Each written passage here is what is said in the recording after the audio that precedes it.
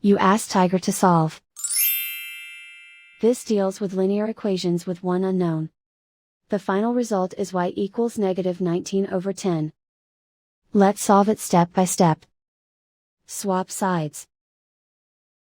Group all constants on the right side of the equation. Subtract 1/2 from both sides. Combine the fractions.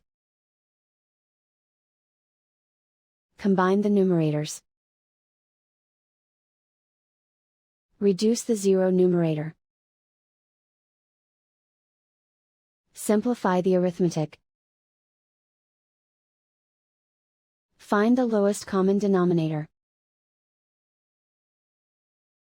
Multiply the denominators. Multiply the numerators. Combine the fractions. Combine the numerators. Find the greatest common factor of the numerator and denominator. Factor out and cancel the greatest common factor. Isolate the y. Divide both sides by 2. Simplify the fraction. Simplify the arithmetic.